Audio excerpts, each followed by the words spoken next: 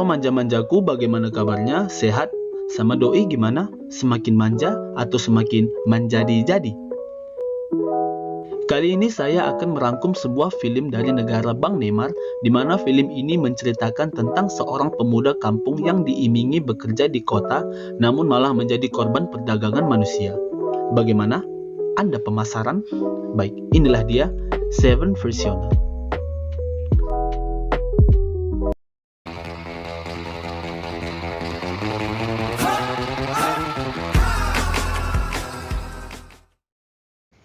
Scene awal diperlihatkan seorang pria yang mirip dengan Bang Mamat Al-Katiri yang bernama Mattheus yang sedang makan siang bersama ibu dan dua orang saudarinya.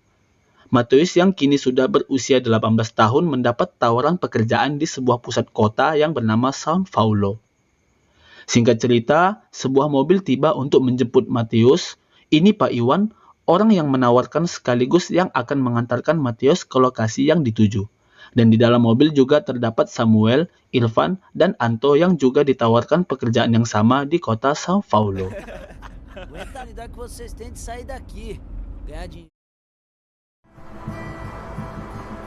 Setelah 5 jam perjalanan tanpa berhenti di SPBU, akhirnya mereka tiba di lokasi yang dituju yang mana merupakan tempat barang-barang rongsokan yang akan didaur ulang.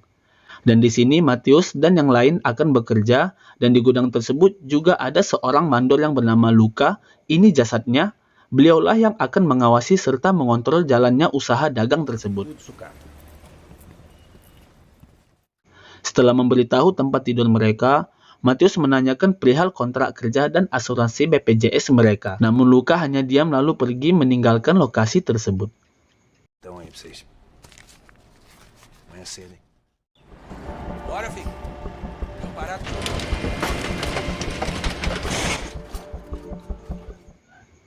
Hari-hari pun mereka lalui dengan bekerja tanpa ada diberi upah, sampai tiba di mana Mattheus memberanikan diri untuk menyuarakan hak perihal upah dan kontrak mereka, yang mana Luka menjawab bahwa tempat tidur mereka, makan mereka, mandi mereka, listrik mereka merupakan pengeluaran operasional yang harus mereka bayar. What? Mendengar itu, Mattheus tak terima dan langsung pergi. Namun Pak Gendut pun langsung memukulnya pada saat itu juga. Luka pun mencatat semua pengeluaran dan menahan ponsel mereka sebagai jaminan kontrak mereka tersebut. Singkat cerita, bulan pun dinas, di mana Mattheus and the gang telah merencanakan untuk kabur dari situ, yang mana aksi mereka telah diketahui oleh Luka, dan mereka pun kali ini gagal.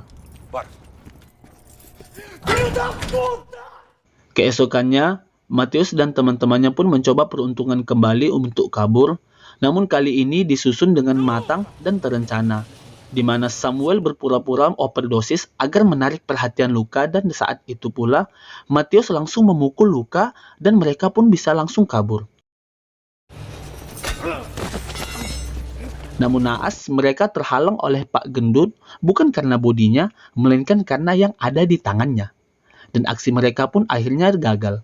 Hanya Irfanlah yang berhasil kabur dari tempat itu, namun tak selang waktu lama, ia langsung ditangkap oleh polisi setempat yang juga bekerja sama dengan Luka. Akibat kejadian itu, Mattheus dan yang lain mendapat hukuman tidak diizinkan mandi, tidak ada makan malam, dan harus bekerja lembur setiap hari. Dan yang lebih parahnya lagi, mereka diancam apabila kabur kembali, maka orang tua mereka yang berada di kampung akan menanggung akibatnya. Wah, benar-benar parah nih orang.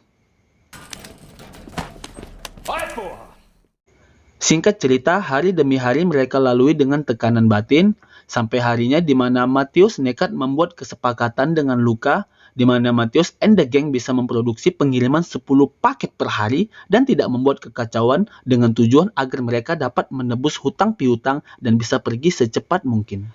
Hal ini mendapat pertentangan dari Irfan yang tidak sudi bekerja ekstra, dan Mattheus pun mengatakan agar mengikuti saja supaya mereka dan terutama keluarga mereka di kampung bisa selamat. Kita singkat lagi ceritanya, di mana Mattheus dan yang lain sedang bermain bola dadakan, lalu tiba-tiba Luka mendapat telepon bahwa akan datang petugas dari Dinas Ketenagakerjaan untuk mensurvei lokasi mereka. Luka pun menyuruh yang lain untuk pergi, dan Matius pun disuruh untuk tinggal untuk menjawab pertanyaan dengan baik dan benar kepada petugas-petugas tersebut. Dan setibanya petugas ke lokasi, mereka langsung memberikan pertanyaan kepada Matius seperti perihal asuransi dan surat-surat mereka, berapa jam mereka bekerja, makannya gimana, boboknya di mana, bobok dengan siapa, ngapain aja. Dan Matius pun menjawab semua pertanyaan si petugas seolah-olah semua yang terjadi di gudang itu baik-baik saja. Chuva aí, agora à tarde. Não tem problema, a gente tá de carro. Singkat cerita, bulan pun dinas. Irfan bertanya perihal kejadian tadi siang yang mana ia marah kepada Matius kenapa tidak menjawab pertanyaan si petugas dengan jujur dan bisa mengutarakan keluh kesah mereka pada saat itu. Namun Matius menjawab bahwa Luka selalu di dekatnya dan tak ada celah buat Matius untuk menyuarakan dan berkata jujur karena ia tak ingin terjadi apa-apa termasuk ke keluarga mereka. Quem vai ser o primeiro? Esok hari pun tiba, di mana Luka menyuruh Matius untuk mandi dan ganti pakaian karena ia akan mengajak Matius keluar untuk keperluan bisnis. Setibanya mereka di lokasi yang ternyata lokasi itu merupakan tempat perdagangan manusia bertaraf internasional dan Matius pun disuruh memilih 3 orang untuk bekerja di gudang tersebut. S'il vous plaît, monsieur.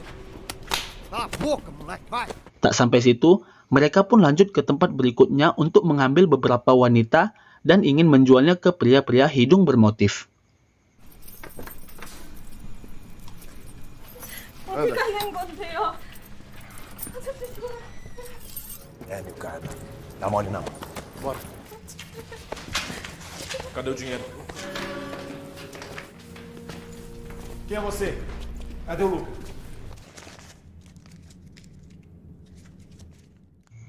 Dan di saat ingin menyetor uang kepada Luka, ia melihat ada peluang besar untuk bisa kabur, namun Matius memilih untuk ambil amannya saja dan tak ingin mengambil resiko buat keluarganya di kampung. Di dalam mobil, Luka pun memberi upah kepada Matius petanda hasil kerja kerasnya, jual orang.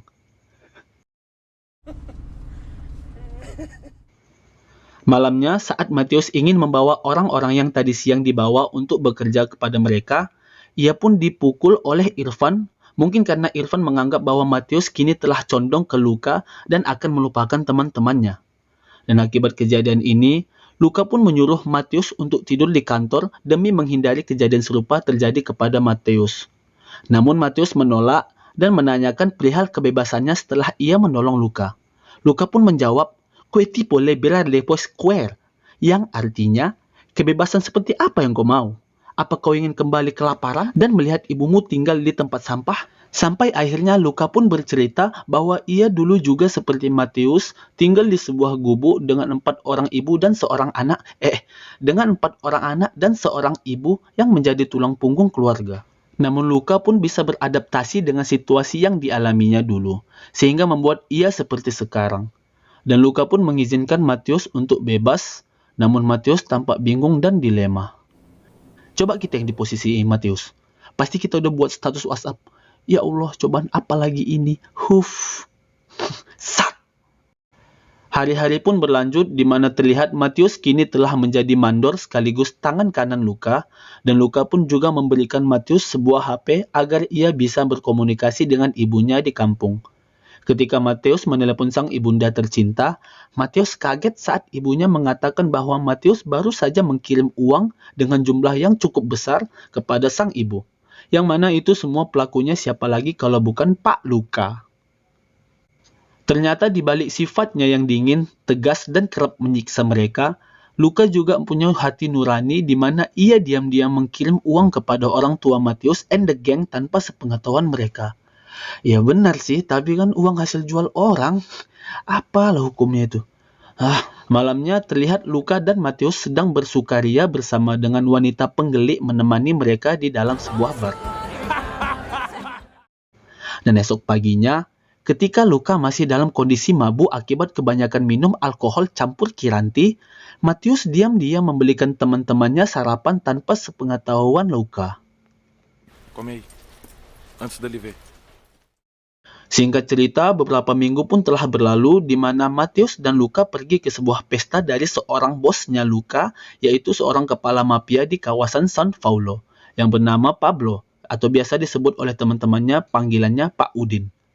Di dalam perbincangan mereka, Pak Udin menyuruh Luka untuk pindah dari tempat ia bertugas dan mengurus bagian bisnis yang lebih besar. Dan setelah dari situ, mereka pun menuju ke kediaman ibunda Luka yang mana terlihat Luka begitu menyayangi keluarganya dan sangat berbeda dengan karakter dia ketika bekerja. Ibu Luka pun bercerita kepada Matius bahwa Luka telah menjadi punggung keluarga sejak saat dia masih remaja. Dan hasil kerja kerasnya jual orang, Luka pun membelikan ibunya sebuah toko roti agar ibunya tidak menjadi babu seperti dulu lagi. Sampai sini, bagaimana pendapat kita tentang si Luka? Esoknya, saat sedang bekerja, Samuel nekat melarikan diri, lalu Matius pun mengejar Samuel hingga dapat, dan akibat kejadian ini, Matius mendapatkan kabar bahwa ibu Samuel menjadi korban kekerasan yang dilancarkan mafia tersebut.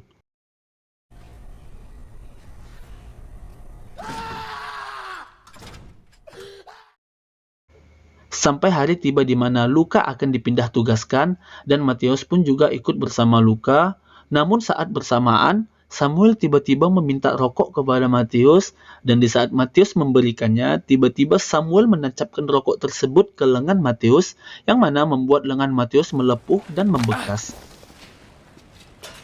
Mungkin itulah bentuk salam perpisahan dari Samuel kepada Matius, yang menganggap Matius sebagai seorang pengkhianat dan penjilat yang ingin pergi dari tempat tersebut. Dan film pun tamat.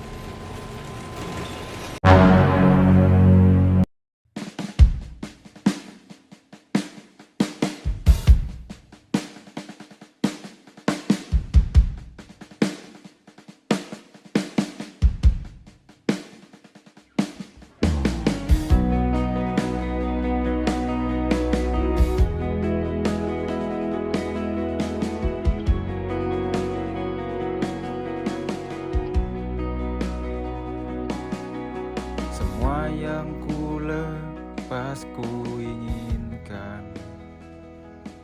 Secara keseluruhan, film tersebut memiliki alur datar dan tidak menaikkan adrenalin kita, namun cukup membuat kita seolah-olah terlibat di dalam film tersebut dan ikut berpikir bagaimana cara keluar dari belenggu perdagangan manusia. Aduh, dalam. Hikmah yang bisa kita ambil dari film tersebut ialah, carilah kerja yang halal, dan saat kita makan dari hasil keringat kita itu, maka akan ada keberkahan mengalir di dalamnya, dan yang paling penting, jangan masuk kerja pakai calo. Itu. Saya Wawan dan beserta rekan-rekan manja saya pamit undur diri. Wassalam.